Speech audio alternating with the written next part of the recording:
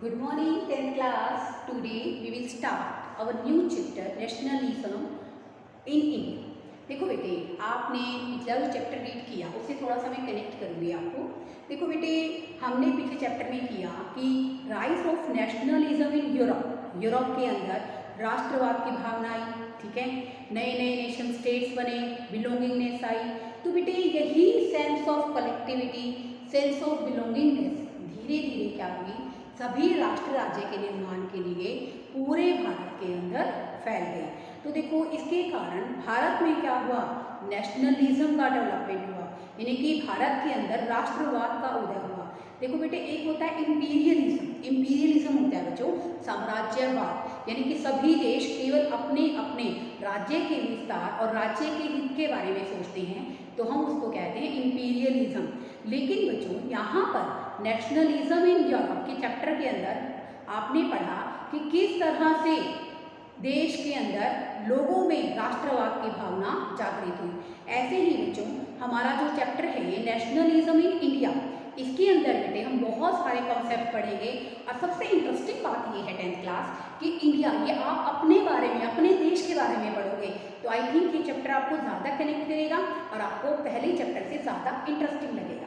अब देखो बेटे, फर्स्ट थिंग के लिए आइडिया ऑफ नेशन स्टेट कहाँ से आया था बच्चों, यूरोप से। कहाँ से आया था स्टूडेंट, यूरोप से। यूरोप के अंदर नेशन स्टेट्स की डेवलपमेंट हुई, ठीक है। तो वहां से जो विचार था किसके कैसे क्रिएट हुआ, created by a sense of belongingness and collective identity, यानी कि अपनेपन की भावना, जुड़ाव की भावना लोगों के अंदर पैदा होनी शुरू हो गई, ठीक है। तो लोग क्या डिमांड करने लग गए, नेशन स्टेट की डिमांड करने लग गए। अब ये जो भावनाएं हैं बेटा नेशन स्टेट की डेवलपमेंट के लिए, sense of belongingness, sense of collective identity की जो भावना है बेटे, वो किन चीज़ों से डेवलप होती है, हमारे नेशन फ्लैग से। अब हम बात करें हमारे तिरंगे की, जब भी बेटे हम लोग हमारे देश का तिरंगा देखते हैं तो हमारे हाथ अपने आप ही उसको सलाम करने के लिए उठ जाते हैं। जब भी हम अपने देश का नेशनल एंथम सुनते हैं तो हम लोग बिल्कुल स्टेट खड़े हो जाते हैं नेशनल एंथम का सम्मान करने के लिए। तो इसलिए बेटे हमारा जो देश है वो डिफरेंट स्टेट्स में बटा हुआ है, ठीक है ना, लेकिन हमारी आइडेंटिटी क्या है, सेम, कि वी ऑल आर इंडियंस। तो बेटे यहाँ पर नेशन के लिए कलेक्टिव आइडेंटिटी और बिलोंगिंगनेस कैसे क्रिएट हुई, थ्रू सिंबल्स, ठीक है ना।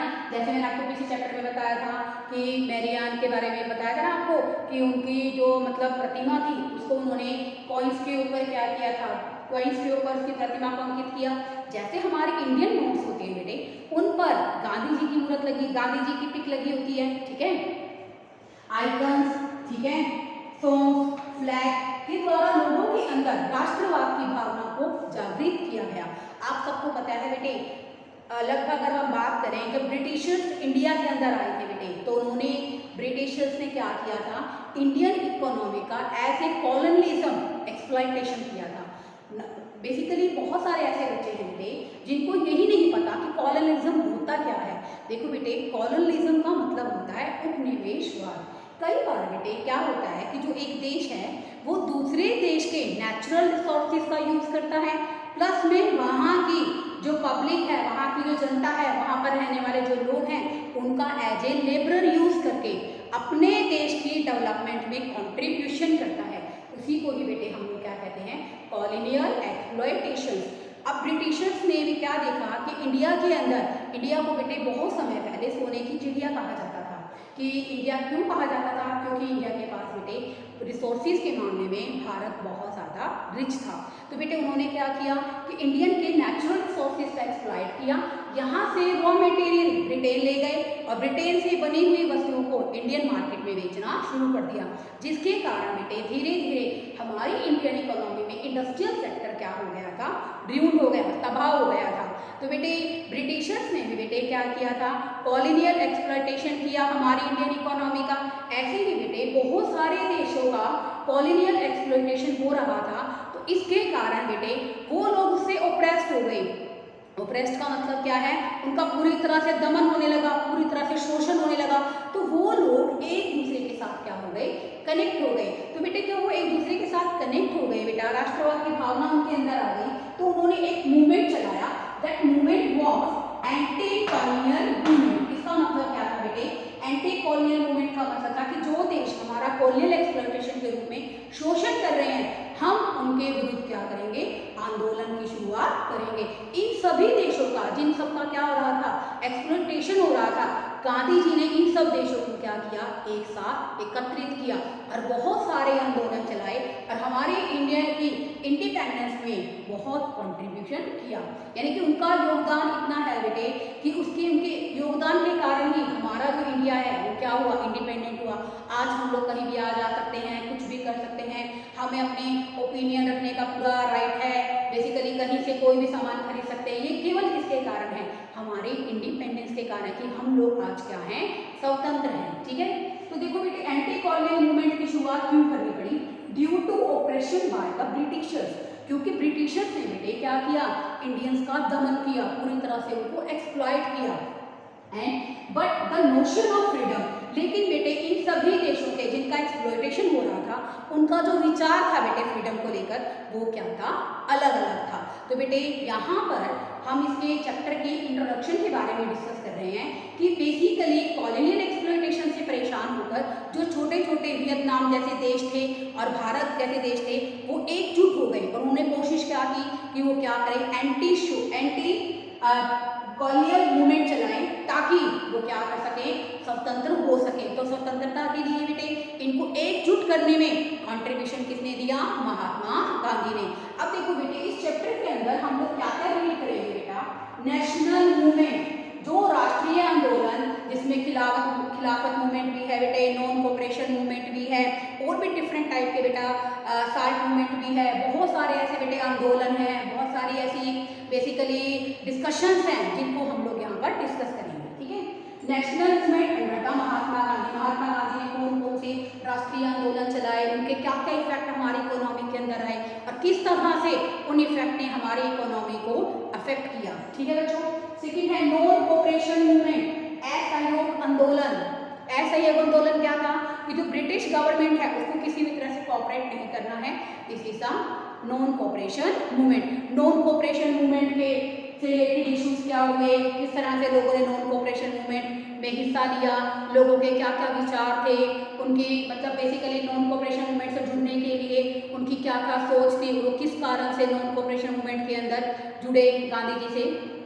नेक्स्ट है सिविल डिसोबीडियंस मूवमेंट, यानी कि सविनय अवज्ञा आंदोलन, ये भी बेटे गांधी जी द्वारा चलाया गया था। ठीक है, इससे रिलेटेड क्या इश्यूज रहे, आफ्टर और बिफोर सिविल डिसोबीडियंस मूवमेंट से पहले क्या सिचुएशन थी और इस आंदोलन के बाद हमारे देश की सिचुएशन कैसी हो गई। नेक्स्ट है how sense of collective belongingness was formed among Indians, भारतीयों के अंदर सामूहिक भावना, अपने आप अपनेपन की भावना कैसे डेवलप हुई, और इससे रिलेटेड इश्यूज के बारे में हम इस चैप्टर के अंदर रीड करेंगे। तो बेटे basically this is the mainly introduction of this chapter. बेटे नेक्स्ट पेज से हम लोग रीड करना शुरू करेंगे कि हमारी इकोनॉमी के अंदर जो फर्स्ट वर्ल्ड वॉर हुआ उसके क्या क्या इफेक्ट पड़े। तो बेटे वी कंटिन्यू द चैप्टर। इन 1919 के अंदर बेटे आप सबने देखा कि बेसिकली जो नेशनल मूवमेंट है वो कुछ क्षेत्रों के अंदर क्या हो गया, फैल गया। ठीक है, तो बेटे बहुत सारे लोग थे इस मूवमेंट के अंदर शामिल हो गए, बहुत सारे लोग इस मूवमेंट के अंदर संघर्ष करने लग गए। तो इसके कारण बेटे क्या हुआ, इंडियन इकोनॉमी के अंदर फर्स्ट वर्ल्ड वॉर शुरू हो गई। अब जो फर्स्ट वर्ल्ड वॉर शुरू हुई बेटे, अब यहाँ पर इसका बेटे फर्स्ट वर्ल्ड वॉर का हमारी इकोनॉमी पर क्या इफेक्ट पड़ा। बेटे यहीं से एक क्वेश्चन बनता है, what was the effect of world war one, यानी कि प्रथम विश्व युद्ध का हमारी अर्थव्यवस्था पर क्या प्रभाव पड़ा। ठीक है बेटे, अब हम रीड करेंगे। बेटे यहीं से क्वेश्चन बन रहा है आपका, देखिए first of all the war created a new economic and political situations. अब देखो बेटे सबसे पहली बात क्या है कि विश्व युद्ध ने नई आर्थिक और सामाजिक स्थिति पैदा कर दी थी। तो बेटे देखो जब भी वॉर होंगे तो वॉर एक्सपेंसेस भी होंगे, ठीक है ना, अपने आप को प्रोटेक्ट करने के लिए हमें क्या करने पड़ेंगे, खर्चे भी करने पड़ेंगे। ठीक है ना, तो वहाँ पर डिफेंस एक्सपेंडिचर बहुत ज़्यादा बढ़ गए।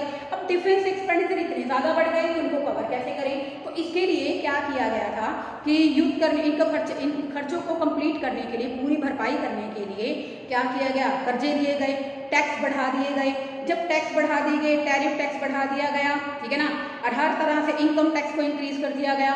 तो युद्ध के दौरान बेटे एक पॉइंट ऑफ टाइम ऐसा आया कि वस्तुएं की कीमत बहुत ज़्यादा बढ़नी शुरू हो गई। क्योंकि देखो बेटे, जब भी दो देशों के बीच में युद्ध होता है तो नो डाउट बेटे वहाँ पर डिफेंस एक्सपेंडिचर बहुत ज़्यादा बढ़ जाती है। जब डिफेंस एक्सपेंडिचर बढ़े गए तो यहाँ पर उन युद्ध के खर्चों को पूरा करने के लिए हर तरह से इनकम टैक्स को बढ़ा दिया गया, वस्तु की कीमत बढ़ा दी गई, ठीक है। तो इसके कारण बेटे क्या हुआ कि 1913 टू 1918 के बीच में जो कीमत थी बेटा, प्राइस ऑफ द प्रोडक्ट थी, वो क्या हो गई, बहुत ज़्यादा बढ़ गई। और दूसरा बेटे इसका इफेक्ट क्या आया कि आम लोगों को बहुत मुश्किल हो गई, ठीक है, कि डबल कीमत कैसे पे करें प्रोडक्ट के लिए।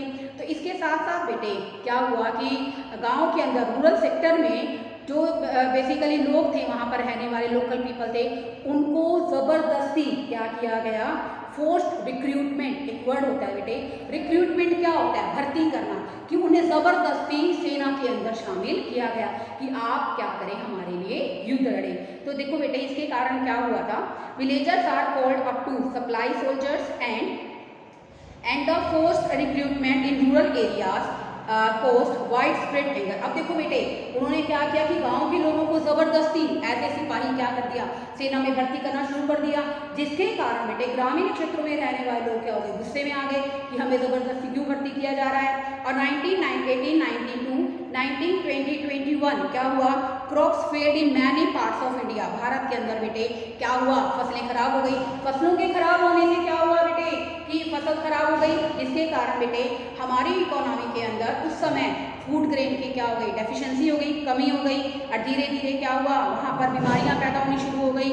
This was accompanied by the influenza epidemic. जैसे इस टाइम बेटा कोरोना पैंडेमिक है, उस टाइम क्या हुआ बेटे, वहाँ पर हैजा की बीमारी फैल गई, ठीक है ना। अब जो फ्लू की बीमारी फैल गई। और 1921 के अंदर बेटे इस पैंडेमिक के कारण बेटे 120 से 130 लाख लोग क्या हो गए, मर गए, उनकी डेथ हो गई पैंडेमिक के कारण। अब देखो बेटे, अब लोग क्या सोच रहे थे कि जैसे युद्ध खत्म होगा मुसीबत खत्म हो जाएंगी, लेकिन मुसीबतें क्या थी, खत्म होने का नाम ही नहीं ले रही थी। तो बेटे एक ऐसा नया नेता, एक ऐसा व्यक्ति उनके सामने आया जिन्होंने देशवासियों की प्रॉब्लम को समझा और नए तरीके से समस्याओं को सुलझाने का तरीका निकाला, यानी कि एक नया तरीका निकाला कि किस तरह से प्रॉब्लम्स को सॉर्ट आउट कर सकते हैं। In the next video student we will discuss about the Satyagraha movement, की आइडिया ऑफ सत्याग्रह क्या था। तो बेटे आपको इस चैप्टर के इस टॉपिक के अंदर बेटे मैंने आपको इंट्रोडक्शन बताई है और एक ही क्वेश्चन बनाया बेटे, हमारा मेन क्वेश्चन है what was the effect of world war I in our Indian economy. I hope आपको चैप्टर समझ में आया होगा बेटे। It's a most interesting chapter, depend करता है कि आप कितने इंटरेस्ट के साथ करते हैं, ठीक है। Okay, thank you students.